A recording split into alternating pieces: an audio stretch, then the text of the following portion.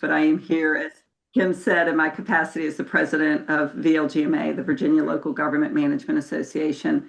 We're really proud to partner with Fairfax County Workforce Development on this. This is the second in a series of webinars specifically tailored for federal employees and contractors to know about opportunities that exist in local government. We feel like there are a lot of great ways that your service that you have been doing for so many years can be transitioned into local government service. And there are so many opportunities in local government. Virginia has 95 counties, 38 independent cities, and 190 towns. There are thousands of jobs that are available, and some of them are close to you. Some of them are further away. I'm about 3 hours away from most of y'all, but you're going to hear from folks who are close to you.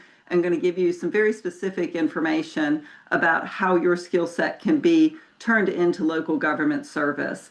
You have a great moderator for you here today. Bill Ashton has been a federal employee. He's been an IT director. He's been a town manager, and now he is a county administrator. So I just don't think you could have anyone better positioned to help you understand the landscape of where you are and the possibilities of where you could transition to. So with that, I'll turn it over to Bill. Thank you, Sarah. I really appreciate that introduction. And much like many of you that are on this Zoom today, I wrestled with this decision 30 years ago. I was working for a government contractor at cabinet level departments supporting IT operations. Prior to that, I worked for the United States Senate building networks around the country for them. So 30 years ago, I made the decision to cross over into local government. And it was not an easy decision. And it was, the languages were different, how we operate, how we procure, and all these various other things were different. But I made the decision years ago, and I've never regretted it since. It's been a marvelous journey that has led me from an IT director, as Sarah mentioned, to town manager of Herndon, Virginia, prior to coming to Stafford County to be the county administrator. So with that, we've assembled a great panel who will go through some questions and help guide you in giving you some information that will help you make that decision. And hopefully you make a good, positive decision to come join Virginia local governments. We need great people. And hopefully you make that decision like I made 30 years ago. So without any further ado, let me bring up Michelle Gregory, who and introduce her. Let's get her introduced into the panel.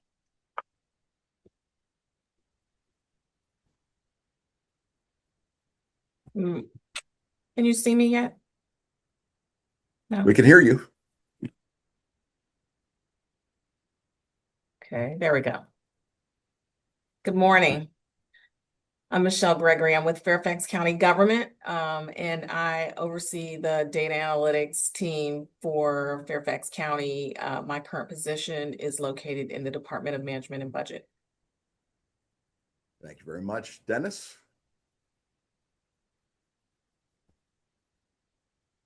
Yeah, it's good to be with everyone here. Hopefully my video will pop up.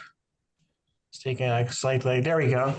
So my name is Dennis. I'm with the city of Alexandria. I recently made the transition back to local government from the federal space about 7 or 8 months ago or so. Just real quick, in terms of my background, my career has mostly been about really working with data in government. So it started off as an IT consultant to the federal government working on open data, just as the Obama Open Data Initiative was getting launched. And for some time I spent at the World Bank with the urbanization team, helping the economists really visualize a lot of the data that they had and learning about smart cities.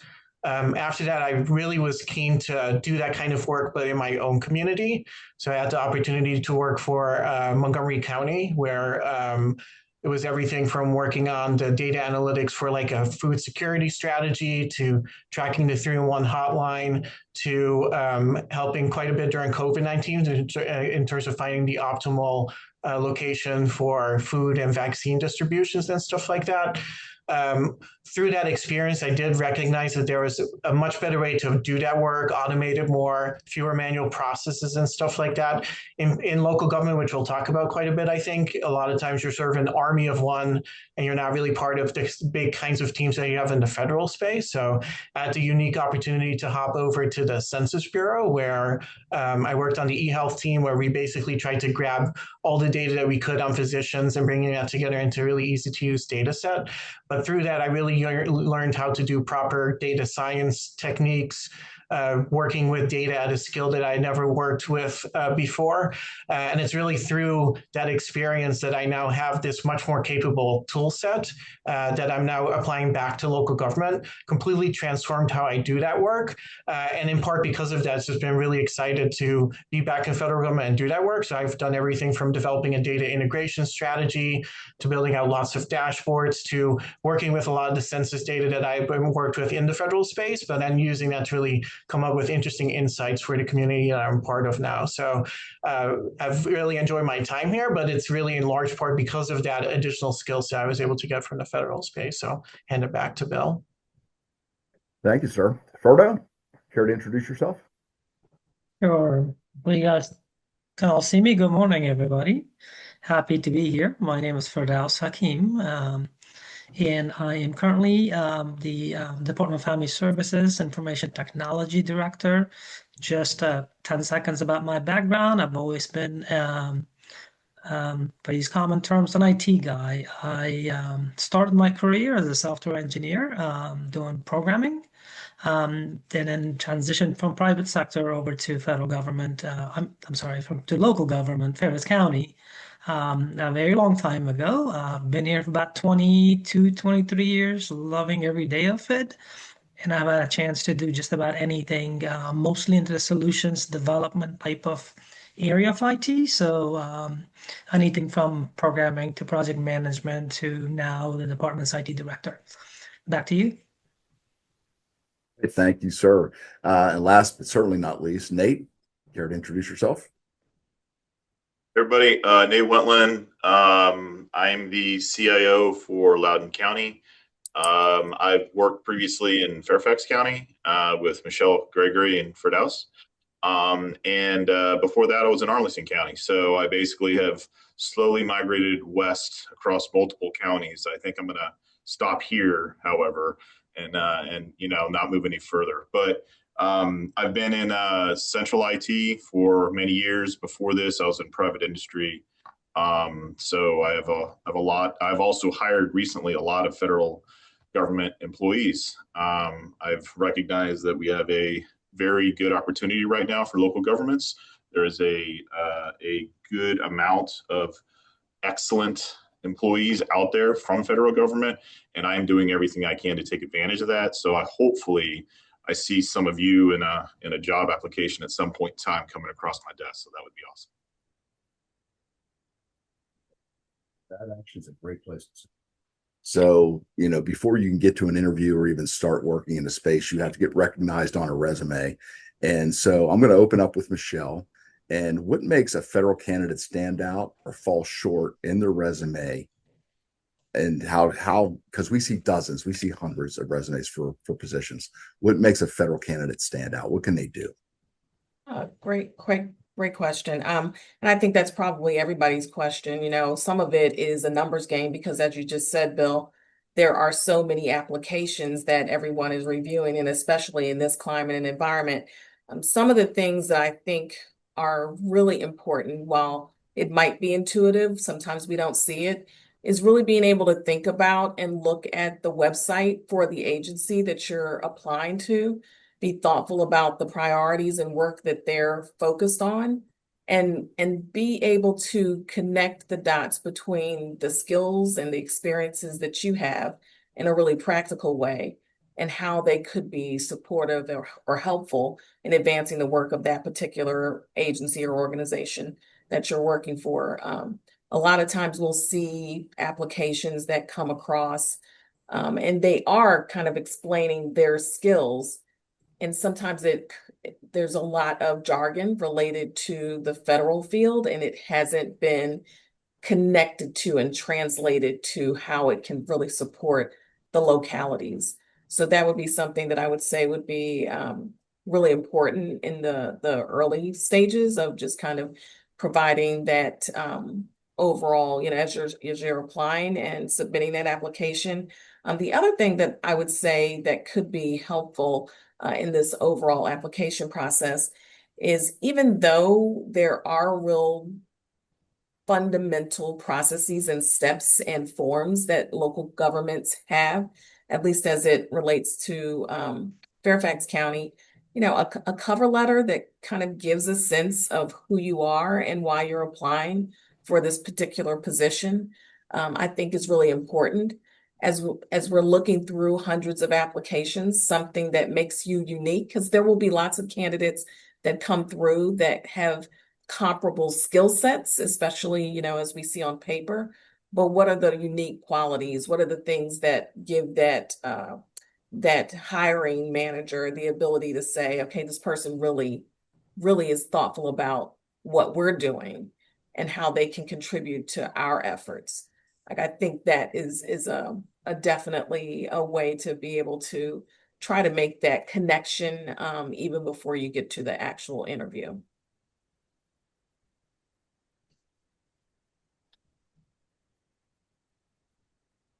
And Bill, you're on mute. not able to hear you, Bill. Pardon me? Oh, now we There it can. is. Okay. So I'm gonna throw to Nate. Nate, what do you have anything to add to what Michelle just said? Yeah, I think the Michelle hit on a lot of really good topics. So I'm just going to sort of emphasize some of the things she said. Number one is make sure that you when you put in a resume, make sure you do not use the same lingo that you normally would from a federal to a local. Do not assume we know what those acronyms are. And also, and I'm going to say this because I'm an IT guy, obviously, is use AI to help you with that. So put your resume, I'm not saying write resume with AI. I'm absolutely not saying that. But I am saying have your resume reference through AI to see if there's things in there that may not be translatable from federal government to local government, so that way it can then adjust it or give you options to adjust your resume, so that way it relates a little bit better when you come into a interview. The second thing is do some research, very simply, of the local government. Not every local government is the same. Every single one is different. Everyone has a different structure of how they do things, of how they operate, of how they function. So make sure you sort of do some research and understand what that local government is.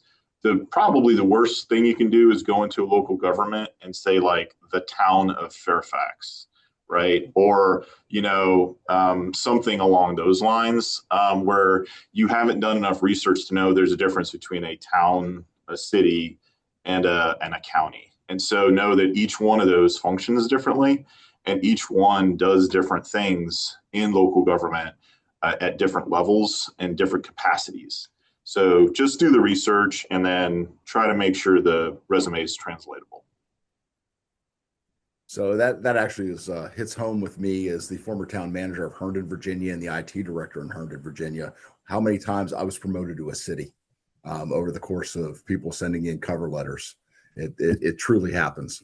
So let's drill down a little bit more on this. I'm going to turn over to Dennis on this one because you're the most recent person, I think, that has crossed over from the federal space to the local space. Which parts of federal IT work typically require reframing for local government? Like what kind of keywords or project outcomes that would be a signal or a bellwether for a hiring manager to see that would get them in the door? Yeah, I would very much build from the comments of that everyone else has made. The general challenge that you have in the federal space is there's a lot of specialized processes and systems and acronyms and all those kinds of things. And what's challenging is, generally when we see a federal resume, it's always very impressive. So obviously the federal government, especially in DC, is really hiring from a national pool of candidates. And so they get some really impressive expertise. The real question, though, for local governments is not just, okay, this is an impressive candidate, but how does that skill set translate to this very specific needs that I have sort of in this very specific role? And that can be very hard for the hiring person to figure out from your federal experience if you don't kind of do that work of kind of walking through, what your experience with the federal systems, how that would kind of translate to the local level. So maybe an example I can give in my work with the Census Bureau, we worked with some very, very large data sets. And we did that in something called the integrated research environment. So on a federal resume, if I'm applying to a federal job, if I mention IRE on there, everyone kind of knows what I'm talking about there. But in local government, one, there's not a lot of awareness of that. And two, it's not really clear how that kind of an experience might relate to using a more general purpose, say, cloud-based platform. Now that system was basically like a high-performance computing system where you're still provisioning compute power and all that kind of stuff. So it's really not that distinct from using a cloud platform, but you really kind of have to do that translation of, here's the experience that I had, and here's how this local government can make use of that with their particular tool set. In terms of like what those specific skills might be, well, one, you can obviously get that from the job posting. So they'll mention the very specific IT tools that they're using there. And really what your job is to, again, think a little bit less from a resume perspective and more from that cover letter perspective in terms of, okay, I have this experience, they're using this other tool. Maybe you don't fully understand that tool, but with online research and using some AI tools and stuff, really try to figure out, okay, here's how I did this work in the federal space. Here's how I can do that in this other tool and really kind of make that translation. Definitely, if you have like an interview scheduled, I think spending a lot of time on that would be hugely valuable. The other thing that I'll mention too, where there's a little bit of a translation issue, is just in terms of like the job titles and stuff like that. So data science in particular, for instance, is very new to local government. So some local governments now have these formal data scientist positions, but many of them don't. So we'll be hiring for, I think it's called like a programming analyst position. But really what we're looking for there is really robust data skills. It's just that we don't have like a data science position that we can kind of market that under. So I think, this part of this is a numbers game, and you want to apply to as many positions that fit your skill set as you can. But doing that work might require a little bit of extra research and being a little bit more flexible in terms of some of the search terms and stuff that you use, because essentially a lot of these local governments are trying to hire for that data skill set, but they're needing to do that under other kinds of job titles. And so I would encourage you to just, be a little bit broader and more flexible in the key terms and all of that you're using for that search. So, that would be some initial tips that I would share with the group. It's interesting you say that. It's as you look at local government, one of the things that struck me when I crossed over, and I heard it in our conversations the other day, is you're moving from large teams to more smaller individual efforts that you have to expand yourself. So I think what you're trying to say, and please elaborate if you want to, that you need to focus more broadly in the application of your skills, because we're looking for a more broad-based candidate in those areas. Is that fair? Yeah, and to me, that's really both been the biggest difference in terms of the actual work that I do at the local space, but also really that has a huge impact too on the recruitment part of this. So a lot of times on federal teams, you're part of this much larger group, and you can really specialize.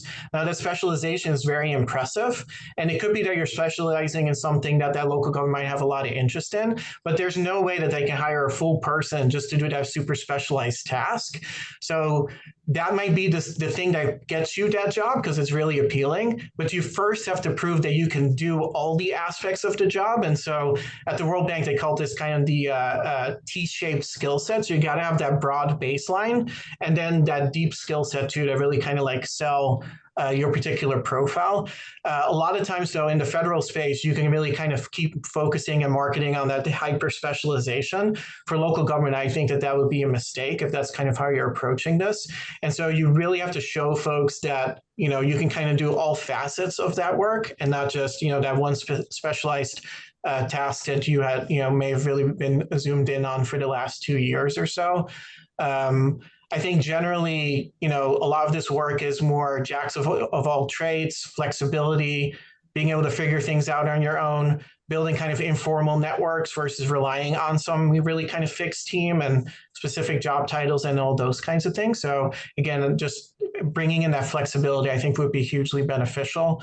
One of the challenges that we've had in interviews and stuff like that is, we'll go, do you have experience with, this system? And then the person might go, no, I've never heard of that. And then, they might tell them about some federal system with some acronym that the local government hasn't really heard of.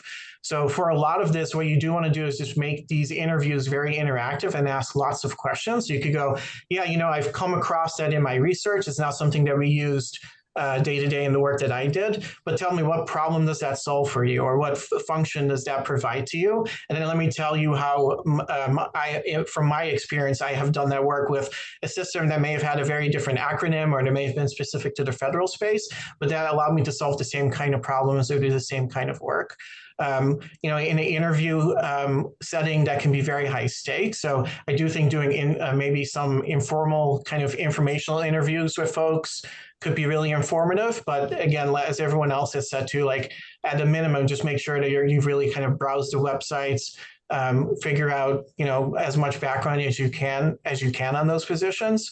And as other folks have mentioned too, there's no such thing as like the local government. You're not applying to something called local government. You're applying to each of these individual local governments. And there actually is tremendous diversity in every aspect you can imagine, from position titles to the systems that are important to them, to just how the HR process works. And so unfortunately, you do kind of have to do your homework for each one of those, and all this tailoring and translating that you really kind of need to do to show them that your skill set is not just impressive, but also relevant to them. You kind of do need to do that for essentially each one of these governments that you might be applying to, and maybe even for each position within that too. So there is some work involved in that, but that's kind of how you can kind of help stand out, I think. Thank you. Verdal, what certifications, training platforms, or what kind of tools matter most to your locality? And how can candidates gain exposure before applying? Sure. I'm going to be specific to Fairfax County here. Just an idea here. If anyone is interested, go to www.fairfaxcounty.gov and look up Fairfax County's annual IT plan. We put out an IT plan, our Department of Information Technology puts out an IT plan every year. Very comprehensive. It lists all the projects, all the upgrades, every technology that we're involved in or going to be involved in over the next 5 years. So a great resource to look at the depth and the breadth of everything technology related in Fairfax County. So that's a great place to look at it. But generally speaking, we're a Microsoft shop. Microsoft Azure 365, Azure, we're aggressively moving over to cloud. Things like SharePoint Online, Power BI, Power Apps, those are hot technologies these days. We're moving, every department's moving from older technologies to newer technologies, and a lot of these Microsoft tools are really what we're focusing on. Things like CRM, Salesforce, those are also very common technologies that are being rolled out in different parts of the county. So anything Microsoft, anything cloud, anything SharePoint, CRM, those are the type of expertise you want to have. And in terms of certifications, I forgot to mention cybersecurity is huge for the county. So as far as certifications, think about, we do a lot of what we do, at least I consider a project. If it's got a start date and an end date, it's a project to me. So PMP certification is super important, at least for a lot of the peers that I know that hire staff. So if you're thinking about project management, highly recommend think about PMP. Cybersecurity, CISM, CISSP. Our information security office is always looking for those expertise. And then obviously cloud certifications, right? If you got them, that's where the county is moving into. So anyhow, so those are some of the main ones. But again, if you want to learn more, go pick up a copy of our IT plan from the county website, and you will see a whole lot more than what I just explained. Well, no, I thank you, because it's really interesting, because as you're walking through what Fairfax County is doing, we're doing the exact same things down here in Stafford. And I'm sure you're seeing things the same up in Loudoun, where you're migrating to trying to update older systems, and you're migrating to these technologies you mentioned. Thank you very much. So Michelle, they get in the door, they sit for the interview, they're prepared, they go through the interview process. What are the most common reasons you've seen that strong candidates aren't selected? And what can an applicant do to try to mitigate that? I think that, some of this we've touched upon, but I'm going to take it a little further. And I didn't share as much of my background. I am not, while I work directly with IT, I do more of the trend analysis, like we house the demographers for the county. We do program evaluation and outcome evaluation for Fairfax County overall. So we do a lot of trend analysis. We work with things like SAS and R and Python and those types of technologies as well. So some of those tools are helpful. And when I think about, and we've been in some recent interviews as well, and when I think about some of the things that would stand out, and I think Dennis hit on a lot of them, it's like, because there is this expectation that you're not going to be able to specialize, some of those soft skills are really important to highlight in the interview process as well. So some of the things related to, that ability to work with a team and the flexibility to work with different groups, to be able to, manage a project from completion, so you're taking your technical skills and then you're also then looking at how to work with others to get things done. I think that's an addition that isn't always, I think it can be described in the application process or in the announcement for the job posting. But I don't know if people necessarily provide enough emphasis in their interview about the skill sets that they have probably had to display in some way or another, as they're going through their regular work processes. So it's important to be able to think about that balance. I think in a lot of cases, and I've just recently been supporting an interview process through Department of Information Technology here as well. So even on the IT side, they are directly looking for someone who has some of those managerial program management types of skills, as well as the technical, like trying to strike that balance. And it doesn't always come out in the interview because by default, people say, I'm going in for this technical interview related to data or related to IT. And so they, for all the right reasons, they start to focus in on those aspects. And then at the end, the other skill sets don't shine through. So I think that is something that would be useful to remember in the midst of all this. So there are certain times where candidates will kind of tell a story about how they've applied the skills as opposed to just talking about the skills. And that application, I think, is really beneficial to give someone a better flavor of how you've participated in the process. When people just talk about the outcome, I did X or I did Y or I did Z, we're also trying to get a sense of the how, because that's how we understand and get a better sense of how you interacted within the process, what kind of behaviors and skill sets you brought to the workplace, and how those would really be applicable within our community as well.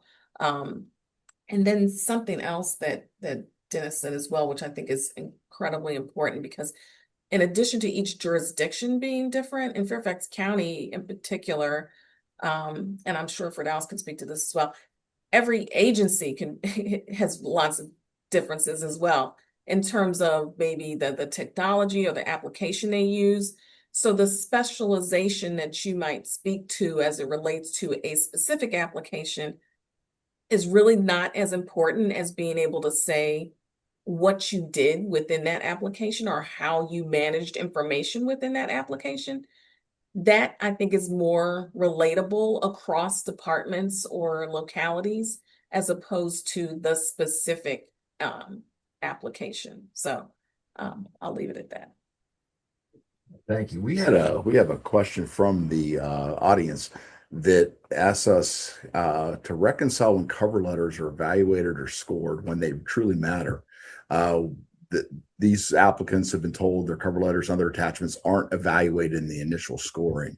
So could we talk about how important cover letters are and where they come into the decision points? I'll start with Nate on that one.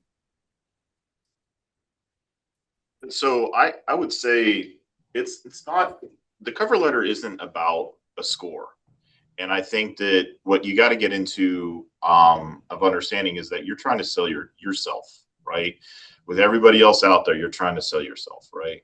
And so what you have to get into is seeing the cover letter as not just the data from the resume, but stuff that's not on the resume that you want people to know about. I mean, even simple things, local government is very operational. We touch people, like we touch the community. We are the government organization that is fixing the roads. We are the government organization that is taking care in health and human services and things around facilities and parks. And like every time you go someplace, every time you walk somewhere, that is local government that has put that in place. And so that's when you start looking at a lot of these things, is that local government wants to know who you are, because we are closer to people than we are anything else. So we want to know that you are also grounded at the same time. And so you have to be in local government, you have to care about when you drive away from it or you see something in the news, you're like, I was part of that. I helped do that. That is part of what local government is. Federal government doesn't always have that same connection. So it's a very different community connection with local government. So we care more about that personal aspect than anything else when you come into these resumes. So in these interviews. So know that you're not just coming in with like this data of like, I've done this, I've done this, I've done this, I've done this, I've done this. That's federal government resume, right? In local government, it's more about who you are and what you want to do and how you want to sort of be involved in a team and the community and those kinds of things. It's a very different thing. So you can have somebody with a very good resume that doesn't talk from a personal aspect about anything, things that they're doing, and you may have somebody who is more about without the same technical aspects, but talks about the personal aspect of what's going on, and they may be a better candidate for that local government. So just that cover letter isn't points, right? That cover letter is about who you are as a person. That is an excellent answer, because you're right. It may not get you the interview initially because it was scored, but it is part of the decision process when we make a hiring decision. And the critical point is, and I agree with you completely, that the federal government thinks in terms of the people. We see the person. Our frontline staff are seeing the individual person behind our decisions, whereas it's not just a nebulous people. And so being able to communicate who you are and how you're going to participate in that, I think, is critical. That is an excellent answer. Thank you so much. So let's come back to Ferdal. What has been your experience interviewing and hiring former federal employees for IT, data, AI, cybersecurity roles, whatever? So, oops, just 1 second. I'm sorry. Technical issues here.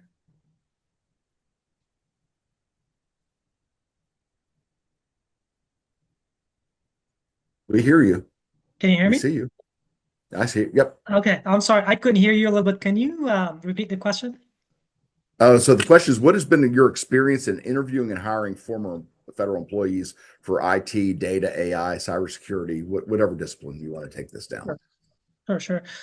So over the years, I've had to interview, obviously, and hire federal employees who have come over to federal government. I'm going to be honest. A lot of times, federal resumes are a little scary, and by that, what I mean is it's filled with great experience, right? It's got a lot of policy, a lot of compliance type of terminology in them.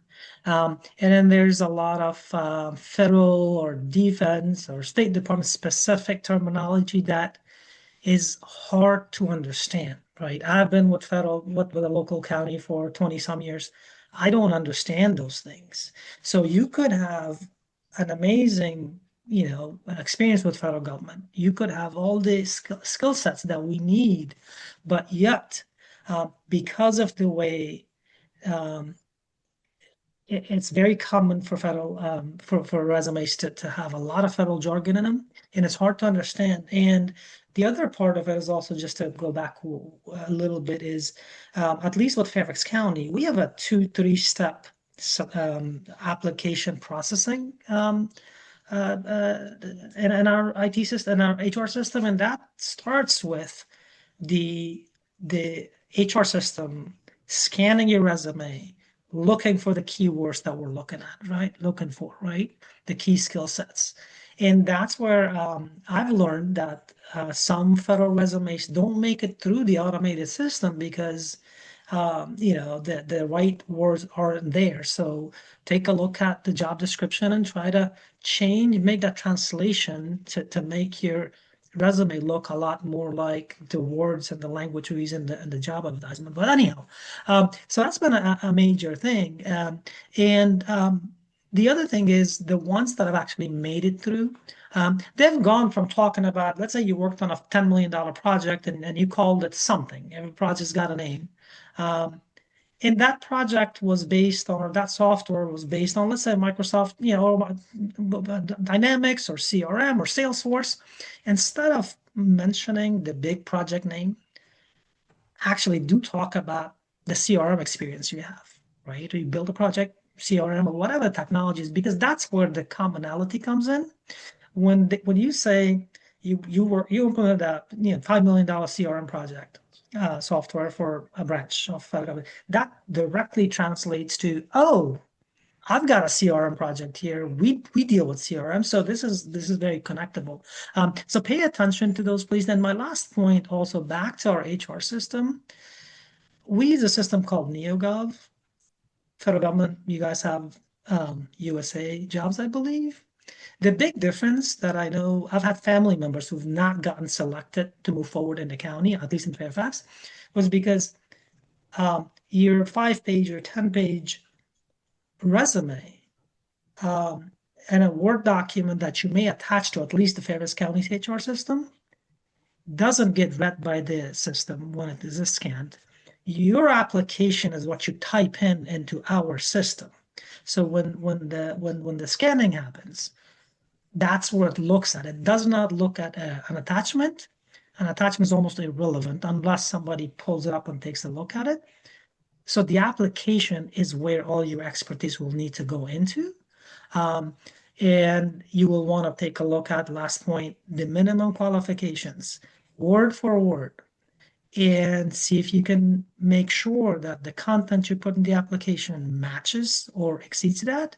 If you don't meet the minimum qualifications, your resume is going to get eliminated by the system, and then move on to what we call preferred qualifications.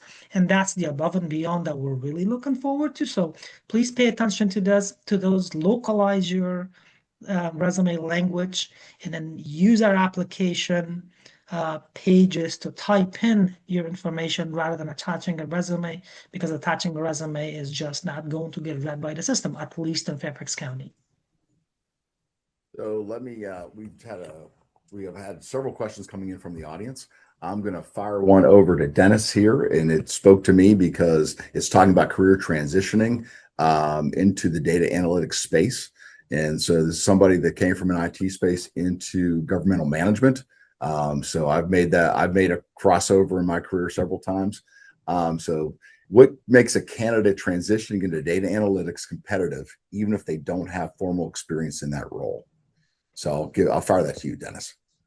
Obviously there's some needs for a baseline skill set, but I think what's really exciting in the data analytics space is that a lot of the tools you can use open source tools for. And so there's really nothing preventing you from downloading some data set from your local government or using some census data that describes your community and maybe building out a little bit of a portfolio or some examples where you can show that organization that you're interested to apply to, that one, I care about my community enough that I'm looking into this data and I chose this as the focus of a project. But two, you can really kind of go through the process of, okay, here's a bunch of data. How can I make that really kind of actionable and of interest to the folks that maybe would want to hire me to do this kind of a job? So I feel like there's very few barriers other than finding the time, which obviously can be really difficult. But if you can find the time, there's lots of just experimentation you can do on your own to both demonstrate your passion for it, but two, start to build up a little bit of a portfolio that might impress some folks. The other thing I'd say is that if you want to go into data analytics, essentially, a very broad range of operational roles in local government have some component to it that involves data. If you qualify for that position and you were to apply for that and get interviews and stuff like that, I think if you talk about this passion you have for data and the fact that you really want to build up your data analytics skills, I think that would be very welcome, because that's what we're all trying to upgrade those positions to. But two, I think that's actually a really great entryway. So if you don't have really rich data analytics experience, but enough that you can kind of get your foot in the door with some other job that where maybe 20 or 30% of your work is data, there's tremendous potential for you to grow that share from 20 to 50% to potentially making that your full-time job. Again, larger local governments do now have dedicated data science kinds of positions, but the norm in local government in particular is that they're needing to do these hires through kind of legacy job titles like, program analyst and really kind of any way that they can kind of make that work, they'll try to make that work. So if you're flexible and you're looking at those job descriptions, data analytics, I do think is a very exciting world to go into. I think it's particularly valuable work at the local government because the people represented by that data are the people that you probably will see every day in terms of the clients and stuff like that. So that kind of tangible aspect between the data and the actual work is so short, which is very distinct from what it's like at the federal government, where, yeah, you get to do it at scale, which is really great, but it's a little bit more abstract in some way. So that would be some initial comments I'd have, but also happy to kind of talk with people offline too at some point too, if you want to kind of explore that passion a little bit further. But there's an infinite number of online, basically free online learning opportunities too. So if that's something that you want to build up, just if you can find the time for that, there's really nothing stopping you from doing that, and it does seem like a really wise investment to make. Michelle, we have another question that came in from the group that discusses the timeline, especially regarding the application processes at Fairfax County, and also, like, we don't have anybody on Prince William, but they mentioned Prince William County in the question. For the most part, there isn't much communication between the employer and the candidates. Could you just do a brief walkthrough of what the application process looks like in Fairfax? Sure. And for Douse actually is in Fairfax County. So what he just described is a really good example of that, where there's that front end application. And then just in terms of timeline, there's usually like a 2-week timeline between when that job application closes and before the hiring manager will even get to see the applications that pass that first round. So typically in Fairfax County, there's like a 2-week time frame between when that job posting closed. So you may have applied weeks earlier. So it could be easily a month or more before the hiring manager even actually sees your application. So I think that's something helpful for federal workers to hear. I know the federal process is lengthy as well, so that probably wouldn't scare people off, but it might give you some perspective. And then from there, there's a lot of flexibility by department in terms of what happens next. And some of that is dependent upon how many applications they have to review, when they can actually pull together a panel. when they're actually then from that point going to be able to schedule those interviews and contact the candidates. So without it really being a cumbersome process, it could easily be 2 months from the time you actually applied. My lights are automatically going off. From the time you actually applied, and from when you might, even if you're a really strong candidate, before you even hear from, in this case, Fairfax County, but I would suspect that a lot of localities are similar. And then from there, depending on how many people they're planning to actually interview, that could take some time. So you could easily be looking at I think on average, we say it's about 3 months before from the time in which we've posted an actual position to the time we actually make an offer.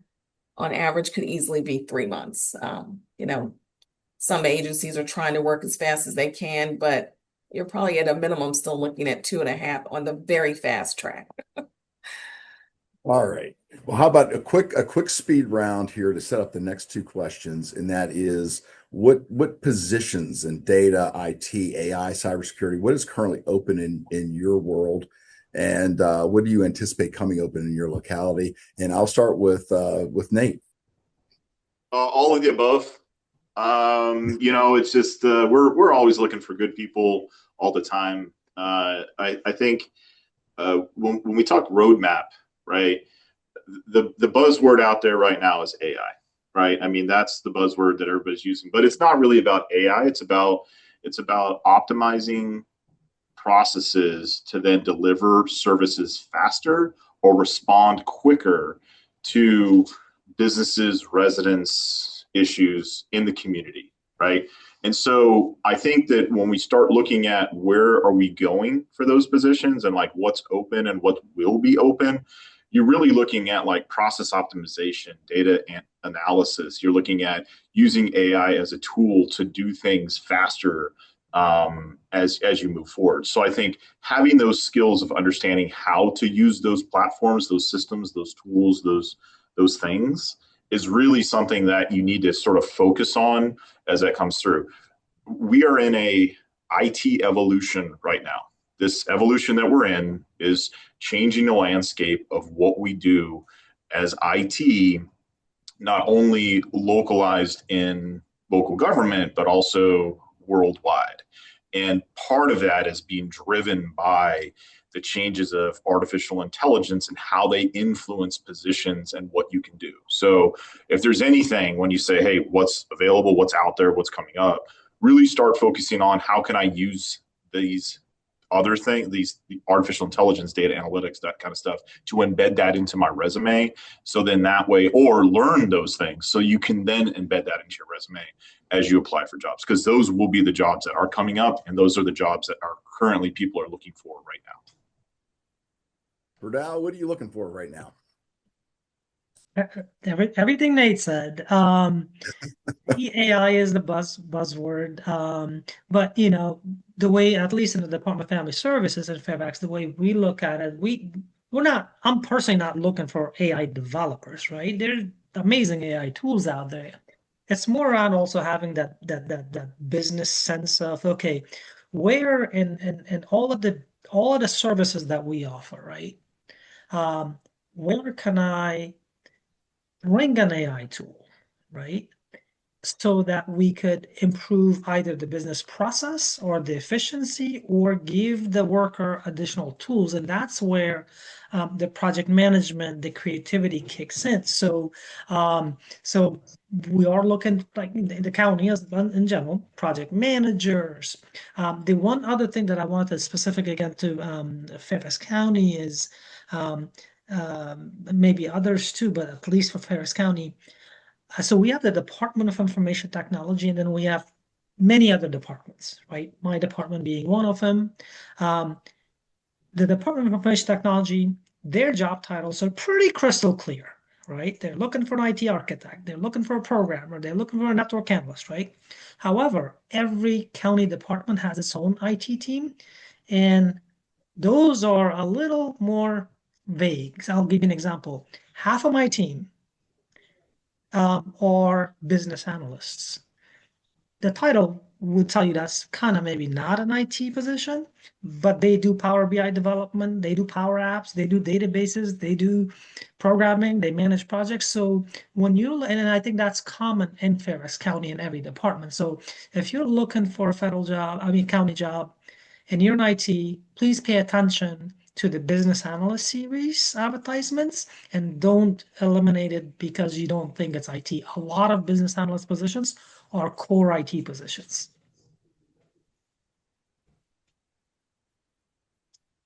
You're on mute, Bill. Michelle, do you care to elaborate on any of the positions that you're looking for right now? I think really just kind of go a little bit further in terms of what Firdaus was just saying. Another term, while we do actually have data scientists in our shop, I think in the county overall, each department may call it something different. And so, or maybe looking for a different level of skill sets.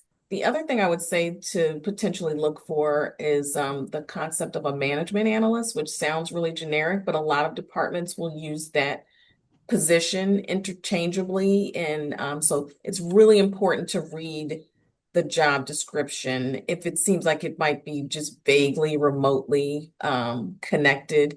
Anything that I think has an analyst word in it, take a look and really read through what it entails. And just kind of adding on to what Firdaus said as well, even though we're not on the IT side, I say that specifically, but my team is actively on a daily basis developing, dashboards.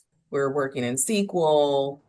So it is kind of that ability to stretch yourself across different applications and tools with kind of maybe your primary focus or goal might slightly vary than what another department is doing, but it is being able to have some of those transferable skills that support the overall mission. And Bill, we can't hear you again. I still can't hear you. Oh, let me try something. There it goes. Okay. There Can you hear me now? Yes. All right. So we received a question from the audience about which job titles or categories should aim for mid-career, mid-level applicants. Which should they be focusing on? But I think the point you're making, and elaborate if you'd like, is that don't focus on the title. Read the description, because the titles don't necessarily marry up well with the federal government. Is that fair? 100%. Yes, absolutely. You have to really read and explore, like look through, use key terms like analyst, data, technology. You probably have to use all of them because it's not going to be as clear cut as it might be in the federal government. Excellent. Thank you. And now, Nate, I'm going to come to you with this question from the audience that's talking about more senior leadership. And this individual served in program management, grant funding review oversight, and he's been a director at the federal space. What kind of roles relate to that locally? So it's really tough because the relationship of like a director at a federal level may be a relationship of a manager at a local level.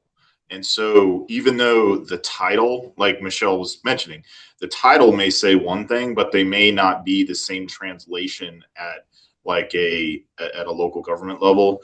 One thing I do want to get into a little bit is that when you look at that translation of that, I would say over experience, right? And so somebody who is like very experienced, very veteran, especially in that federal space, and I think we've all said this multiple times already on the call, you have to translate that into the local government aspect of what that turns into, right? I have directors that I have hired recently, federal directors that I've hired recently as division managers within IT. And even though they have more like federal experience, when they come into local government, It's more about understanding of how that translates to that specific position of what they do on a daily operational basis. So that's something that I think that what you have to do is you have to look at it a little bit that way of how do I adjust my resume to match up to that specific position that's there, or how it's defined, to make sure that you don't just say I'm a director for, and I'm looking just for like a director position, because that's not a direct translation from federal government to local government. The other thing too is I really want to jump into this really quick, and I just for 2 minutes, is that, and Michelle talked about this, but I do want to make sure that people understand, is that also as resumes come in, they go typically in local government, they go to a centralized HR who actually then goes through and looks through that resume. And then when they get approved, those then get sent typically to those hiring agencies or departments. And so know that sometimes the people that are going through the initial resumes, they're looking for very keyed phrases that are matched to the job posting.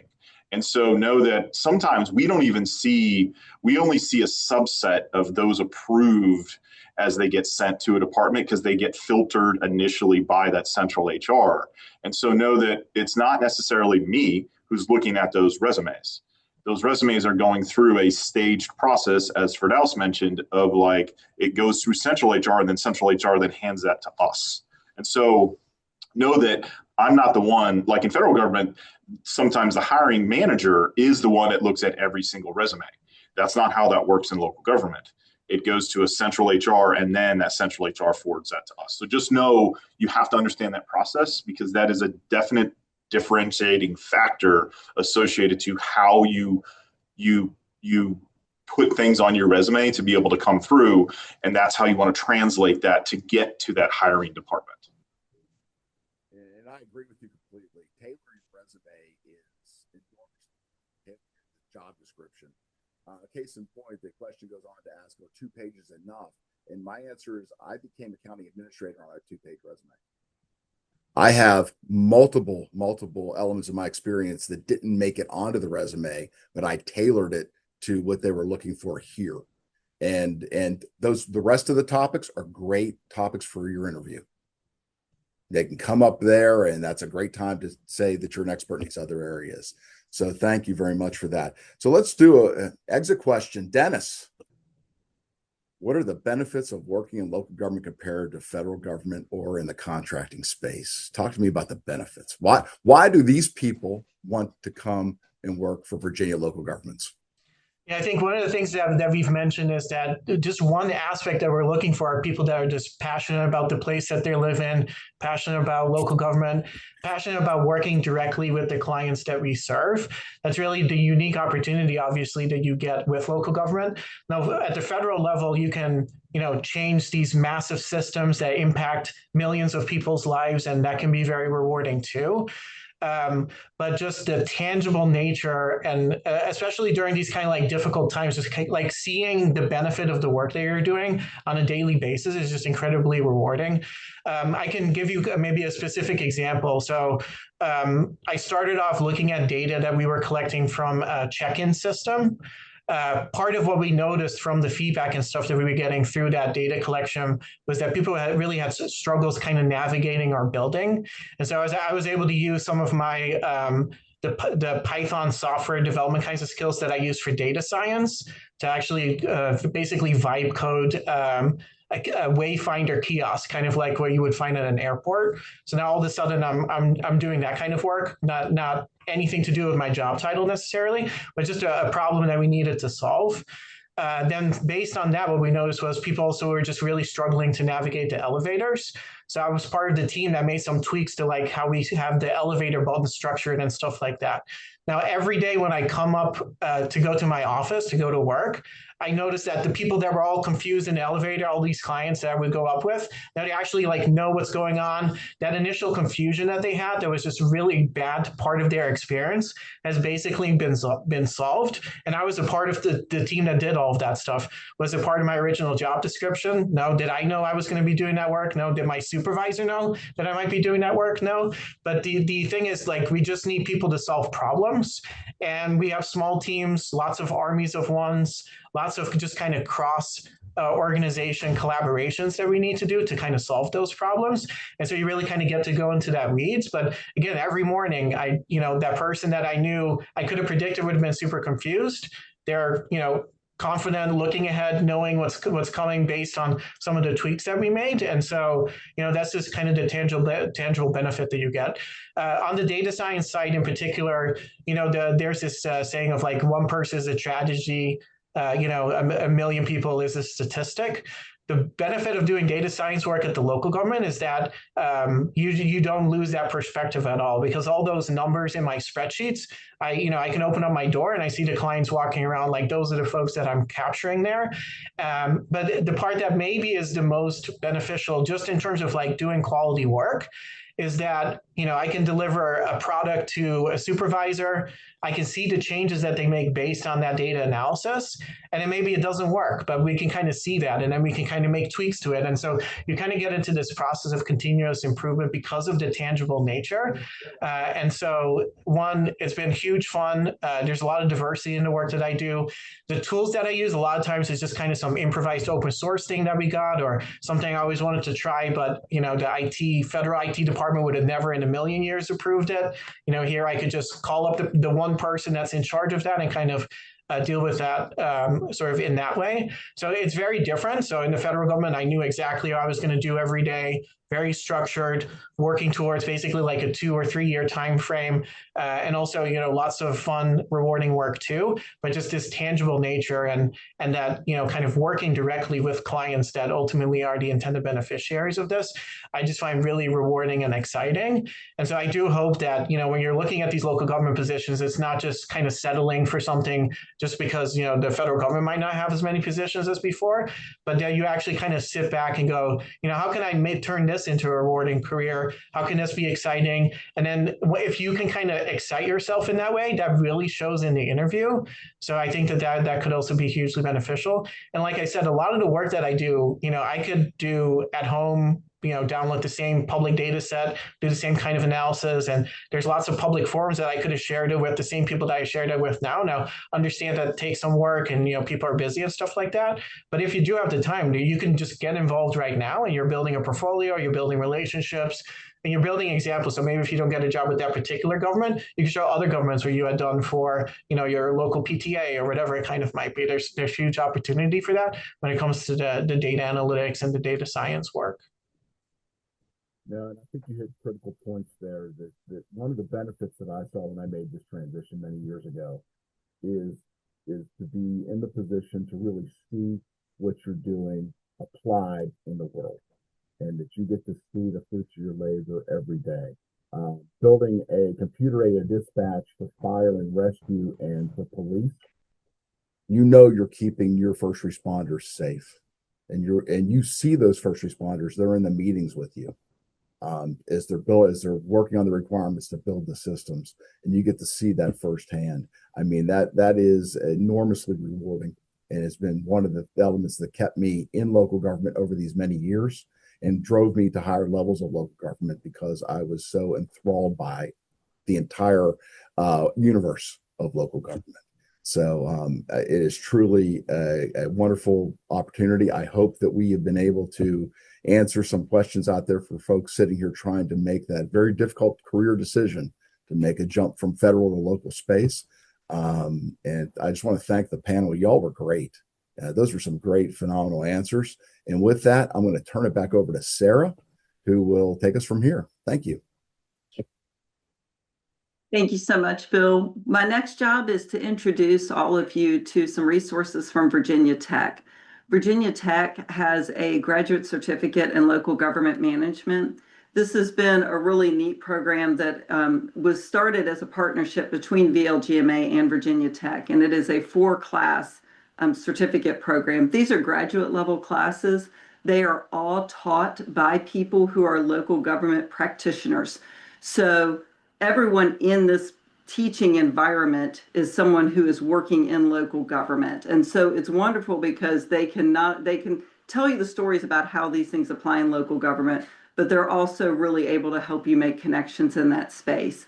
Virginia Tech, if you go to the next slide, Virginia Tech's got 4 classes in that plus another option, but all of the classes do roll over into their Masters of Public Administration. So if you decide to continue on, you've already got 12 credits into that 39 credit requirement for the MPA. And it includes things like local government management, just how the manager is thinking and working. I'm one of the teachers for that class, so I get to teach that every fall.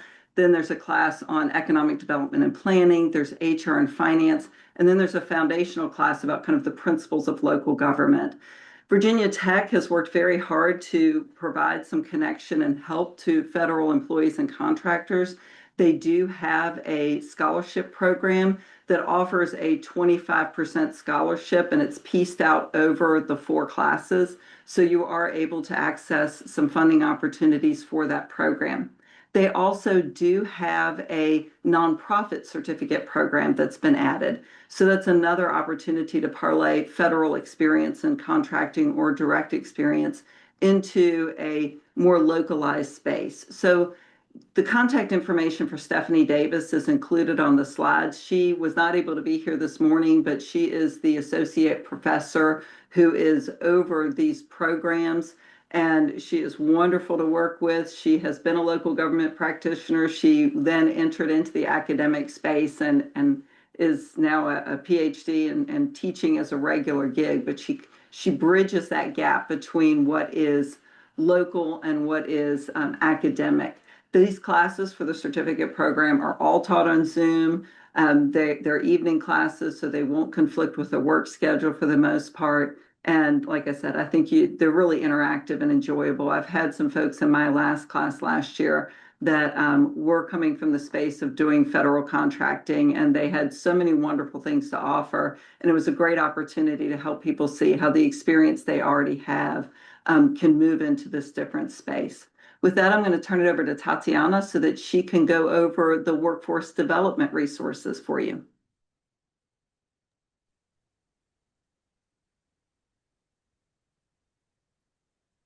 So just one moment. All right, well, good morning. I am Tatiana Newth, and I'm happy to be here today to share the great resources available to you all through Fairfax County Workforce Development Services. Through our local employment centers in the region, you can access a variety of tailored resources and services to help you succeed in transitioning from these federal roles that you are sort of vacating into local government opportunities. From expert guidance to community resources, everything we provide is aimed at one goal, which is to help you achieve success in the workforce while building on your extensive federal experience. Whether it's finding the right path, updating your application toolkit, or discovering new career options, you'll find dedicated support every step of the way. Our services include personalized career coaching and assistance with navigating the local government job application process and ensuring your qualifications not only meet, but stand out for the roles you're targeting. It also includes support with transforming your resume from a federal format to a local government format, access to exclusive events such as job fairs and hiring events specifically geared toward individuals shifting from federal careers. These events connect you directly with local employers who recognize and value your experience. And additionally, our Employment Center page serves as a hub for on-demand resources, tools, events, and expert assistance for transitioning professionals, and scheduling appointments with our workforce development professionals for one-on-one assistance. And so you can scan the QR code on screen to be able to check out some of those resources, but also schedule one-on-one appointments with some of our staff if you are interested in doing that. If you are located outside of Northern Virginia, we can help you locate your local employment center. Just reach out to us at DFS Workforce Development Services at fairfaxcounty.gov, and I'll make sure to drop that in the chat as well. Next slide. In addition to the services available to you through our centers, there is federal funding through the Workforce Innovation and Opportunity Act, also known as WIOA, dedicated to supporting former federal employees and contractors land their next opportunity. Services through WIOA include access to skills training and credentialing supports in high-demand industries, paid work-based learning opportunities designed to help you develop practical, hands-on skills while earning some income, and job development assistance to support job seeker and employer connection directly with these local employers that we've already established connections with. We hold dedicated information sessions tailored for federal dislocated workers and contractors that provide everything you need to understand the pathways, tools, and support available to ease your transition. And to learn more about the WIOA program, you can register for an information session, or to apply, you can scan the QR code, which you see on screen as well. Now I'll hand it back to Sarah for closing remarks. Thank you.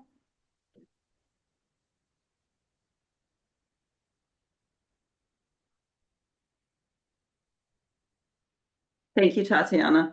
So just in closing, I want to emphasize a few things that the panel, which was a fantastic panel. So thank you so much to the panel for all of their incredible insights. I think that they were so focused and deliberate on really giving you some insight as to how you can be successful in accessing some of these employment opportunities. But let me emphasize a couple of things that they said, because I think they're so important. Number one, that these application portals, in order to make sure that you score appropriately, remember that these are not IT experts that are going to be reviewing your initial application. Your initial application is going to end up being screened by an HR professional. That HR professional is going to be looking through that application portal, not your resume or cover letter, but your application portal, to see if you're using those same keywords. So spending time ahead of time looking to see what the job description is and doing research on that locality and really digging into that actual job description to make sure that you're using the appropriate terms inside of that application portal is going to be critical. You want to score those points in the portal so that you can get to the people who are going to actually understand all the incredible experience you have.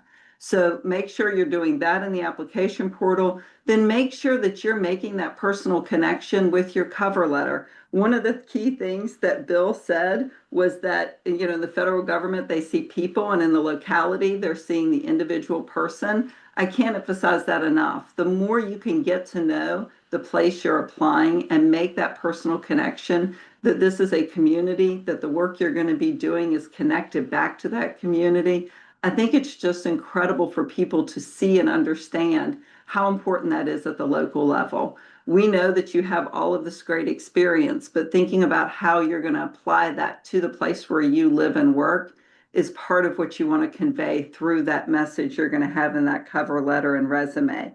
So think about how you can do those things. Dennis brought up an incredible idea about all the local government data that's available and how you can actually demonstrate your ability to use this data as part of a portfolio. I thought that was an incredible idea that, again, is going to speak volumes to people who are on that data analytics side to show that you already know these things. So we hope that this has been a great experience for you. We encourage you to reach out to us on anything that we can help you think about your future. And again, I'm so thankful to the panel and to Fairfax County Workforce Development for putting this together. I hope you have a great day. Thank you.